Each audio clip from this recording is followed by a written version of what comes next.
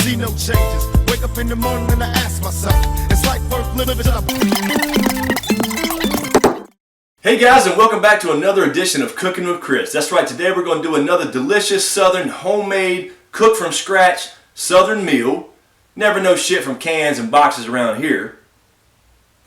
Anyway, this is going to be a pretty typical southern meal today of just meat and taters, otherwise known as meat and potatoes. So today we have for you some seasoned meat patties, some mashed taters, and we'll even throw in some beans. And I think today we'll go with some crowder peas. Now, for you guys that may not be familiar with crowder peas, they're basically a mix between pinto beans and black-eyed peas, otherwise known in my family as pawpaw peas, because my pawpaw cook these up all the time from scratch, just like I'm about to show you. So let's get started. Hell, I even found some new glass bowls for my ingredients to make it all look more legit.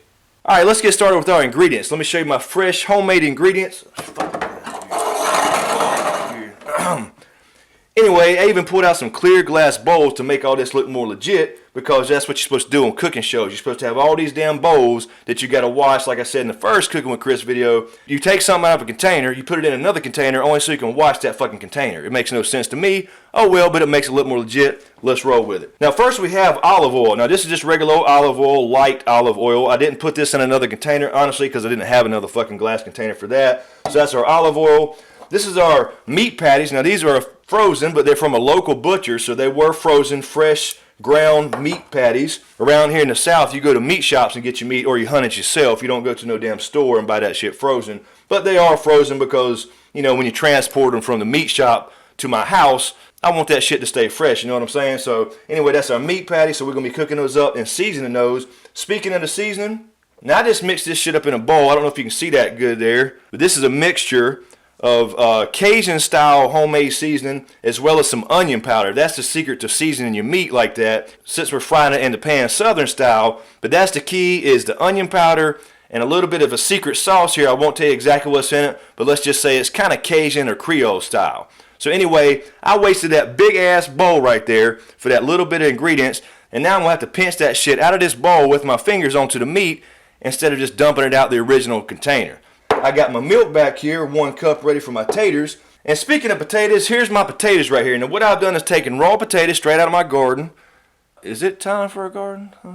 Anyway, I got fresh potatoes here, and I scalped about, I don't know, 6 or 8 taters here. Again, some of you people call these potatoes, but around here we call them taters. So anyway, what I've done is grounded these down to powder style form, and what you do is you just boil water. You boil the water with your milk and your butter, and you just dump that in there, mix that up. And the idea is here, it takes some of the chunks out of it, makes it a lot more creamy. So if you like your potatoes creamy, grind your potatoes down into a powder like that. Comes out really, really nice. I got my butter here. Hell, I don't even know what this little container is right here. I put the butter in there straight out of the little stick.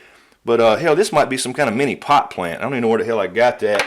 And of course, I got my pawpaw peas here, my crowder peas. These are fresh. They just need to be boiled now and cooked. So I put that in a big ass glass bowl too, so you can see that. I got my tongs here to flip my damn meat. And of course I got my big ass spoon for stirring my potatoes. Damn, that shit's dirty as hell. Don't ever use a little ass spoon to stir your potatoes. You don't want to miss, you know, all those ground up potatoes being so fine like sand right here. You don't want to miss anything. Get that good mixed up with your butter and your milk, all that good stuff. So use a big ass spoon. And then of course I got my knife here. And yeah, I just used that to cut the damn butter, but it's still there, so it looks good anyway. Alright, so that's the tools of the trade. That's my ingredients all fresh, laid out in clear glass bowls. So let's go over here to the pots and pans and get busy. Okay, so let's get busy. First things first, let's get this pan heated up. What we want to do is turn it on high here. We want to take a good bit of our olive oil, and we want to get that shit steaming ass hot. So let's just put some olive oil in there. About that much will do. You know, once you get used to it, you know, you don't have to measure shit anymore once you get to cooking good. So we're just going to heat that pan up right there. It's on high. Remember to turn your handles on the inside for safety's sake. You don't want somebody to walk by, I said this the last time, and knock that damn pan off and burn your damn nutsack off. So anyway, let that pan heat up with that olive oil, and then we'll drop the meat in there in just a second. In the meantime, go ahead and get my potatoes started. I'm going to get some water. And I think here, by the amount of potatoes I cut up, I'm going to need, looks like about 3 cups water total.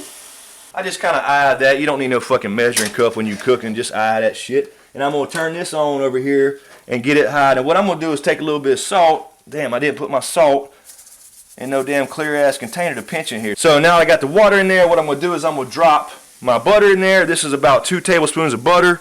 Get the hell out of there. What is that, a pot plant? I don't know what the hell that is.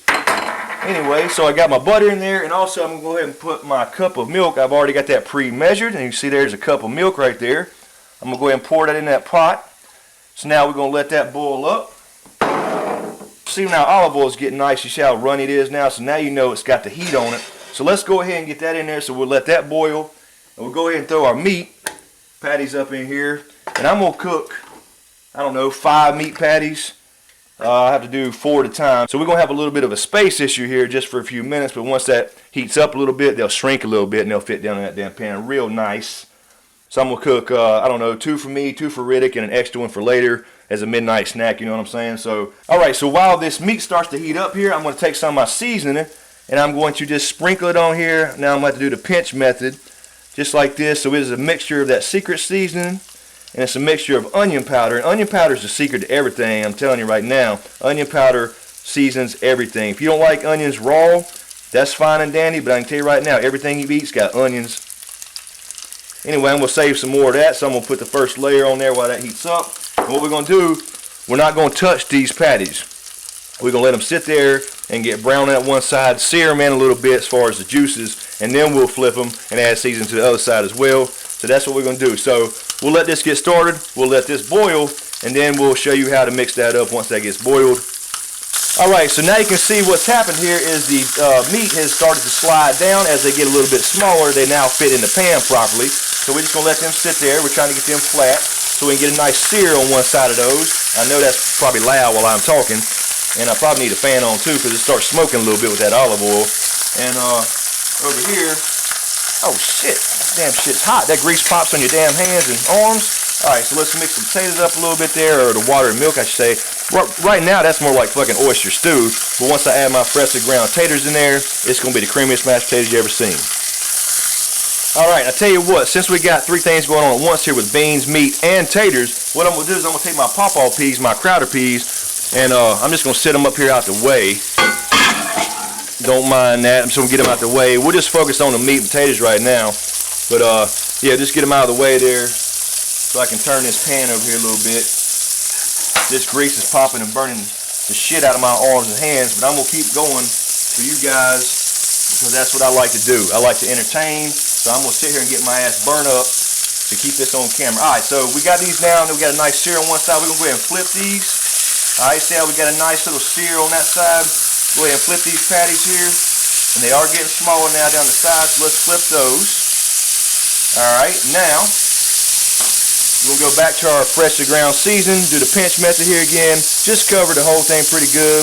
You can also let some get down in the grease because when we flip them back over to make sure they're good and done, we'll have that seasoning down in that grease as well. So you make sure you get nice and coated. So just coat each one pretty good. Like that.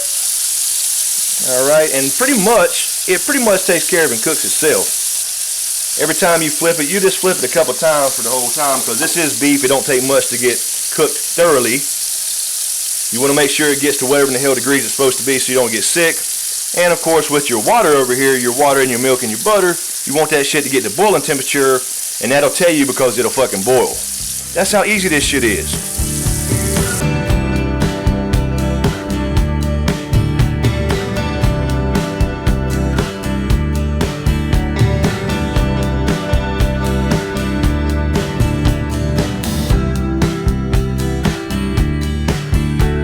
We'll flip them probably 1 or 2 more times, but we'll only cook them about a minute or so on each side because again, this is beef, this ain't no chicken, this ain't no pork.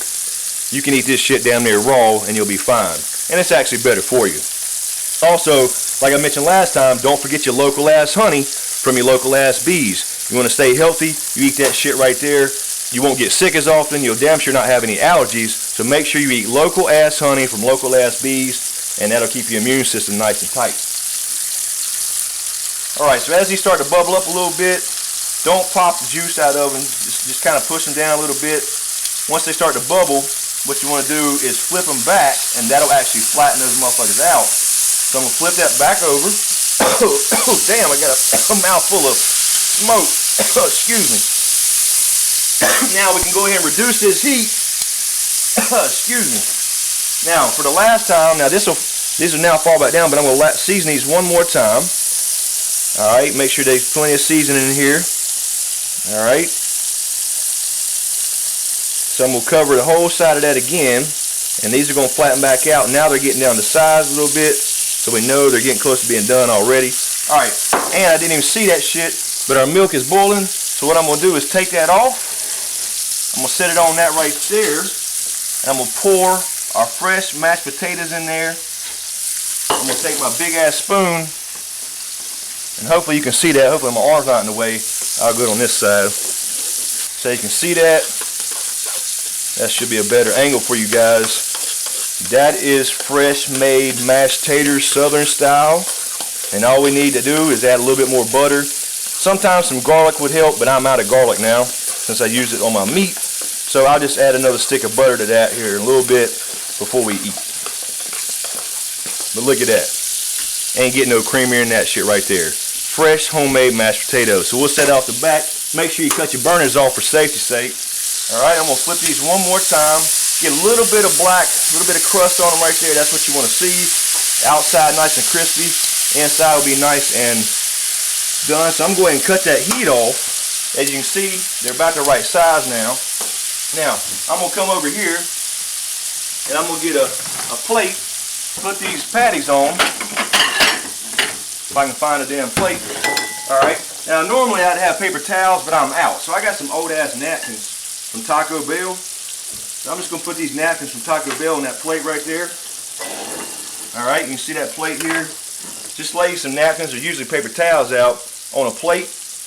And this is olive oil, so it's good for you and shit anyway. But now these bad boys are pretty much done. There's no more sizzle. You can kind of hear. You got a little bit of black on there as far as a little bit of crust. Let that go a little bit more because I've already cut the heat off. So what I want to do now. Really?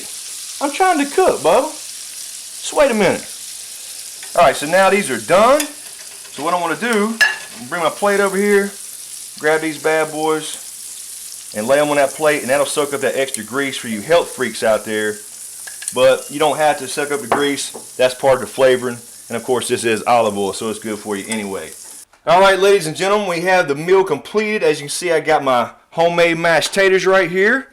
Just need to add some butter to those. I'll do that on my plate. Otherwise, you can stick a whole damn stick of butter in that pot right there. I got my pawpaw peas. And I need a big ass spoon. But since all my big ass spoons are dirty, I'm just going to use this measuring cup. I measured my water in while ago. And that'll scoop those peas right out of there. So there's a pro tip. If you're out of spoons, just use your measuring cup that you already got dirty anyway to damn scoop your beans out. Don't tell me that's not a good cooking hack. And of course we got our fresh ground meat over here. Seasoned to perfection, southern style in a pan.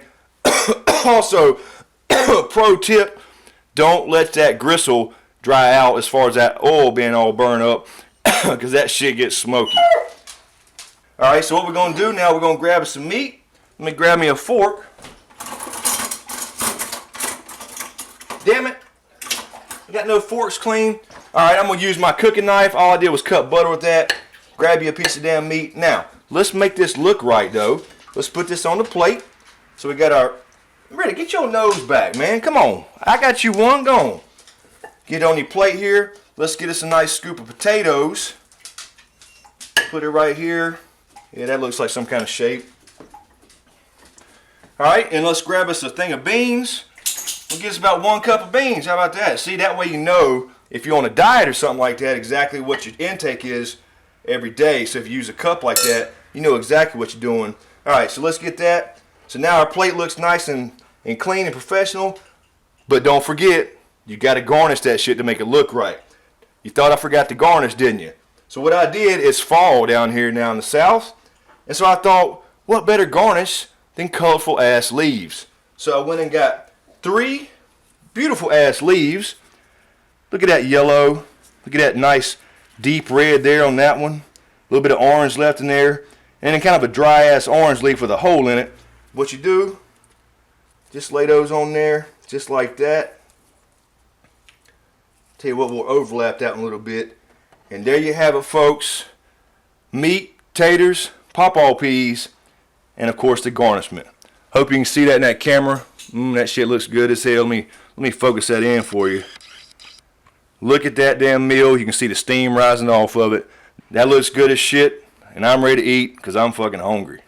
And now, of course, the last step in any cooking show, eat the damn plate of stuff you cooked. Alright guys, that'll do it on today's episode of Cooking with... Hey, go on over there. I'll get you some in a minute. Let me finish talking to the folks here. Hold on a damn minute. Anyway guys, that'll do it for this week's episode of Cooking with Chris. I hope you enjoyed how to cook this nice, simple, you know, meat and taters, basic Southern style meal, but with a little twist as far as that seasoning goes. We'll see you next time, and don't forget your local ass hunt.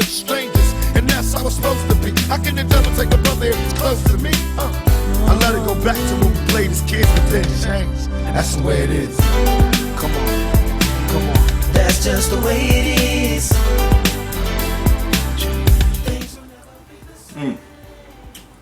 Good as hell. I'm telling you. Meat is on point. Not too done. Doesn't taste like rocks from the driveway. Y'all didn't think I was gonna eat this plate with these damn leaves on it? Have a good one.